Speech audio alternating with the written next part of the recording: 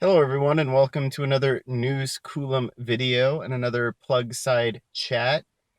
Autoblog recently caught some spy shots of a new GM EV that's being tested out, and I'll put a link to Autoblog in the description below.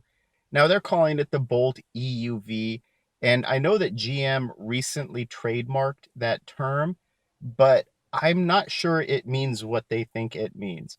When I first heard the Bolt EUV term, it made sense to me that GM was talking about their two-seater Bolt EV, the one that's being used for fleet use, for delivery vehicles, that sort of thing, for commercial use.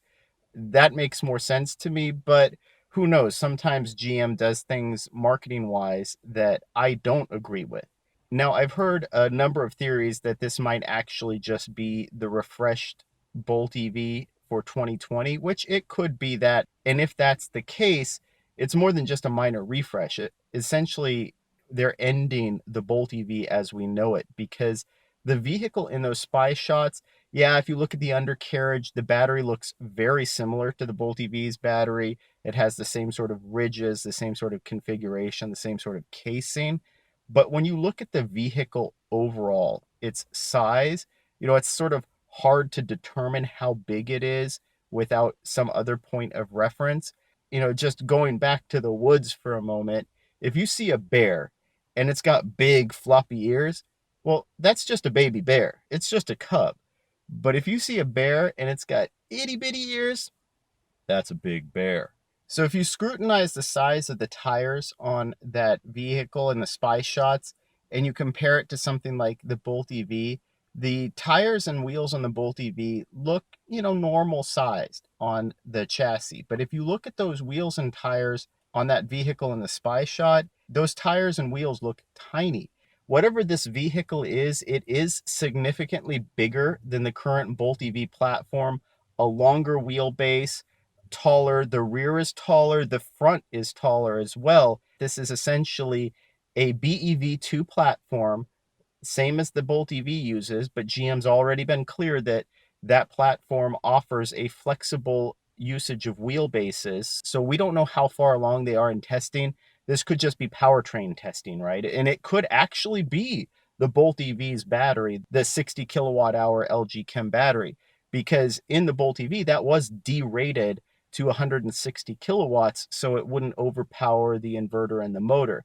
But in an Equinox sized EV, you might want up to 200, 250 kilowatts, and the Bolt EV's battery pack would be capable of outputting that much power. So if you were just testing out the powertrain, it would be more than sufficient for that. Now, that being said, though, I hope that's not the case. I think that a larger vehicle like that is going to need a larger battery. Now, in terms of what GM needs to do with this vehicle, they already do some things really well. Right now, they're basically the best option for a one-pedal driving experience. The Bolt EV is one of the most reliable EVs on the road with one of the least intensive maintenance schedules. So GM is already doing those things well. But there are some areas where they need to improve. And I'm really hopeful for those improvements because I feel that Mary Barra, GM CEO, already sort of spoiled some of them when she did her Barclays presentation and essentially told them that, hey, look, we're looking to build 300-mile EVs. And I think that shows in the Bolt EV, where what we got with that 240-mile range, I think, was a compromise because GM's contract with Envia didn't work out. So essentially, GM was planning, I think, to release the Bolt EV as a 300-mile vehicle. And just because of that technology not being what was claimed, well, we had to settle for 240 miles. Now, in the case of this EV, I'm really hoping they can hit 300 miles. And then in terms of charging rate, well, the Bolt EV's charging rate is only 55 kilowatts peak. But GM was very clear that they made the charging rate of the Bolt EV based on the public charging that was currently available. Well, at the time the Bolt EV was released, there were just a bunch of 50 kilowatt chargers out there. So the Bolt EV could already charge faster than any public charger that was currently deployed at the time of its release. Well, this Equinox EV, which I'm just going to keep calling it, it's being released into an environment that has 150 to 350 kilowatt chargers. Now, I don't think GM is going to push the envelope to 350 kilowatts of charging just yet, but I do think 150 kilowatt charging is reasonable, and I actually expect that to be about the rate that we might see from this. Essentially, I'm expecting this vehicle to have a 75 kilowatt hour battery pack minimum and probably about a 2C charging rate. And I'm really hoping essentially what GM can replicate is the Audi e-tron's charging rate to 80%, where it's charging at a 150 to 155 kilowatts between 0% and 80% battery. But I'm really hoping that they can maintain the same type of efficiency that you see in the Bolt EV, where you're getting close to 4 miles per kilowatt hour.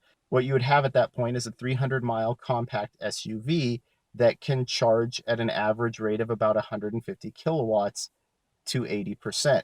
And I think that would be a very compelling offering. And I don't know of anyone who's going to be offering anything close to that soon, with the exception of maybe Tesla, if they can get their Model Y up and running as quickly as they want it to be. And essentially, I think that's what you're going to see here. I think this would be a base trim level competitor to Tesla's Model Y, which will be coming out in what, a year and a half maybe. But either way, I think this is a really important offering. I'm really interested to see where they go with this. I'm pretty excited about it because I think it's a necessary offering, and I think it's going to make a big splash when it is available. So I'd love to hear what you think. If you enjoyed this video, please like and subscribe. It really helps out the channel, and thank you for watching.